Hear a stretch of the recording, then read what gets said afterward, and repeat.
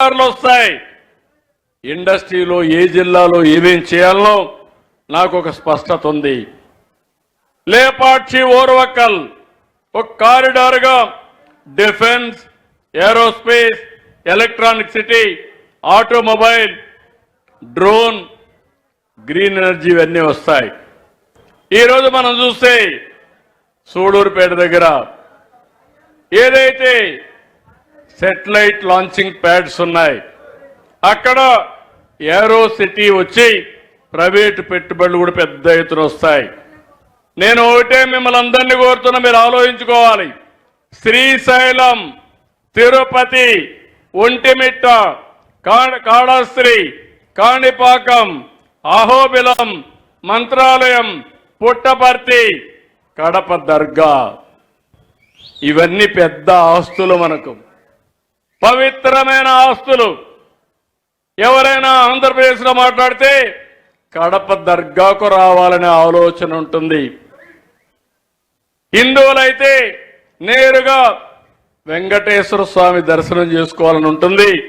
ఈ మధ్య కాలంలో శ్రీశైలం మల్లికార్జున స్వామి ఇక్కడ చూస్తే ఒక పవర్ఫుల్ క్షేత్రంగా, ఏదైతే శక్తి పీఠంగా ఇది ముందుకు పోయే పరిస్థితి వస్తుంది. అదే సమయంలో మీరు గుర్తుపెట్టుకోండి, ఈ రాయలసీమలో ఆధునిక దేవాలయాలు, ఆ దేవాలయాలు మీరు చూస్తే రిజర్వాయర్లన్నీ మీరు చూసినప్పుడు శ్రీశైలం ఇక్కడే ఉంది, పక్కనే జీడిపల్లి ఉంది, పిఏబిఆర్ ఉంది, మిడ్ పెన్నార్ ఉంది, చాగల్లు, సిబిఆర్, పైడిపాళెం, వంశీకొండ, గండికోట, ఔక్, గోరకల్లు, బ్రహ్మసాగర్, భైరవాణి తిప్ప, అప్పర్ పెన్నార్, గొల్లపల్లి, మారాల, చెర్లోపల్లి, శ్రీనివాసపురం, అడవిపల్లి, అదే మరి మైలవరం, సర్వారాయ్ సాగర్, మల్లెమడుగు, బాలాసాగర్, కందలేరు, సోమశిల, పిచ్చాటూరులో కూడా ఒక రిజర్వాయర్ చూస్తే ఇవన్నీ కూడా ఆధునిక దేవాలయాలు ఉన్నాయి. నేను అన్ని రిజర్వాయర్లు ఒక దేవాలయంగా భావిస్తున్నా. రేపటి నుంచి మిమ్మల్ని అందరినీ గుర్తుపెట్టుకోండి.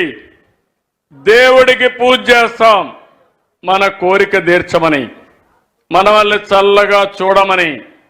అదే సమయంలో రిజర్వాయర్కు పూజ చేసి మీ భూతల్లిని చల్లగా చూసి మీ జీవితాలకి సంపద ఇచ్చేది ఈ జలాశయాలనే విషయం మీరు గుర్తుపెట్టుకోవాలి. అందుకే ఇవన్నీ కూడా ఆధునిక దేవాలయాలు. ఒక్కసారి చరిత్రలోకి పోతే ఈ ఆధునిక దేవాలయాలు మెజారిటీ కట్టింది తెలుగుదేశం పార్టీ, నేనే కట్టాను. భగవంతుడు నాకు అవకాశం ఇచ్చాడు. కొంతమందికి భగవంతుడు అవకాశం ఇచ్చినా సద్వినియోగం చేసుకోలేకపోయారు. అందుకే ఈరోజు ఇవన్నీ పూర్తి చేస్తాం. ఈరోజు మనకు నదులు మీరు చూస్తే కృష్ణ, గోదావరి, పెన్నా, వంశధార ఇలాంటి నదులన్నీ ఉన్నాయి. నేను అందుకనే ఆలోచించాను, మన రాష్ట్రంలో ఇంటర్ రివర్ లింకేజ్ కావాలి, ఇంట్రా రివర్ లింకేజ్ కావాలి. అంటే వంశధార నుంచి పోలవరానికి రావాలి, పోలవరం నుంచి బనకచెర్లకు రావాలి. అప్పుడు ఒక్కొక్కసారి కృష్ణాలో నీళ్లు రాకపోయినా నేరుగా పోలవరం నుంచి బనకచెర్లకు నీళ్లు వస్తే ఇంకా కరువు అనే మాటే ఉండదు. అది నా సంకల్పం అని మరొక్కసారి మీ అందరికీ తెలియజేస్తున్నా. మనకు మీరు చూస్తే తెలుగు గంగ ఉంది, కేసీ కెనాల్ ఉంది, ఎస్ఆర్బిసి ఉంది, నగిరి గాలేరు ఉంది, హంద్రి నీవా ఉంది. దీని కింద ఈ ప్రాజెక్టులన్నీ ఉన్నాయి. ఈ ప్రాజెక్టులన్నీ కూడా పూర్తి చేసే బాధ్యత తీసుకుంటాం. ఈ సంవత్సరం మీరు ఒక్కసారి చూస్తే మన రాష్ట్రంలో మేజర్ ఇరిగేషన్ కానీ మీడియం ఇరిగేషన్ కానీ అన్నీ కూడా చూస్తే 1004 టీఎంసీ నీళ్లు పొదుపు చేసుకునే అలవాటు నిల్వ చేసుకునే అవకాశం ఉంది. కానీ ఈరోజు దగ్గర 554 టీఎంసీ నీళ్లున్నాయి. అంటే 55% నీళ్లున్నాయి.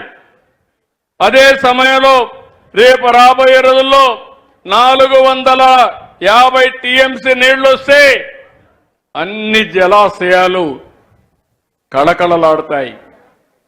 పూర్తిగా అన్ని జలాశయాల్లో నీళ్లు పెట్టుకుంటే మనం నీటిని సమర్థవంతంగా ఉపయోగించుకుంటే కరువు అనే మాట వచ్చే పరిస్థితి రాదు. పోయినసారి ఈ పనే చేశాం. మన పంటలకు నీళ్లు ఇచ్చాం. అదే సమయంలో నేను చాలాసార్లు చెప్పాను, ఆహారపు అలవాట్లు మారాయి, మారుతున్నాయి. ఈ సందర్భంలో మనం కూడా ఆలోచించాల్సింది, మన ఆదాయం పెరగాలంటే మెట్ట పైర్లు వేయాలి. అవసరమైతే వరి కొంతవరకు వేసుకుంటాం, హార్టికల్చర్కి వెళ్ళాలి. అప్పుడే ఇవన్నీ కూడా మనకు ఇబ్బందులు లేకుండా ఉంటాయి.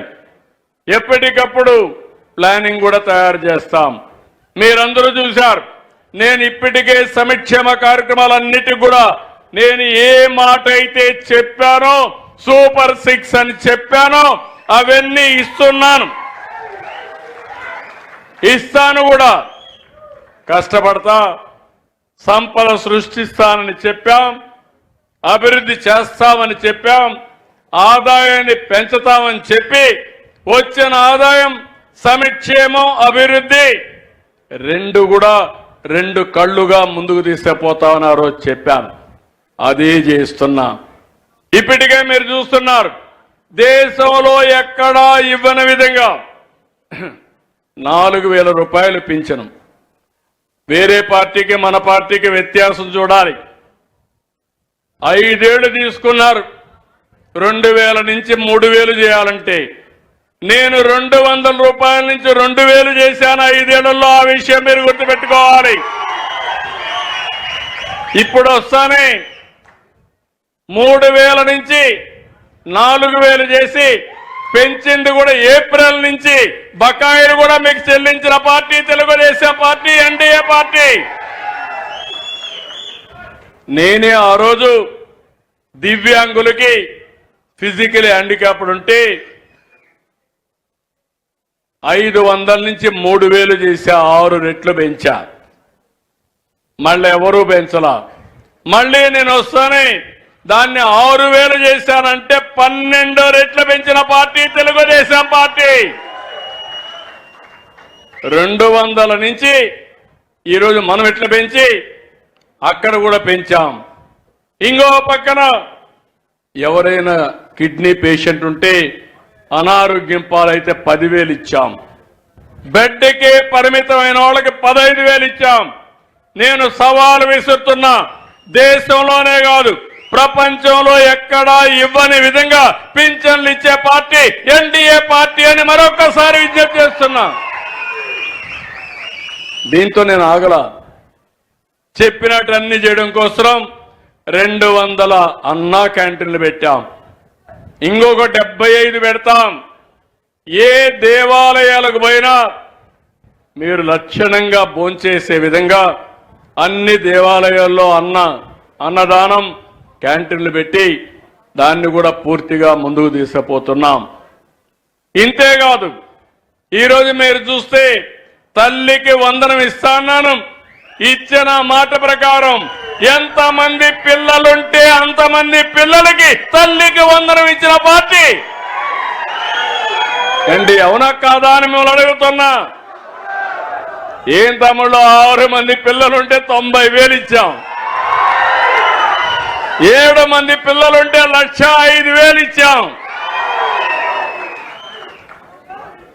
అది ఆ కమిట్మెంట్ తోనే ముందుకు పోయాం. 10 మంది పిల్లలుంటే 1,50,000.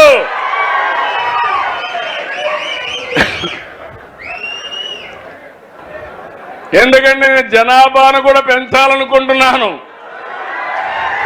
మీ భారం కూడా తగ్గించాలనుకున్నాను. అందుకే భవిష్యత్తులో కూడా హామీ ఇస్తున్నా, మీరు ఎక్కువ మంది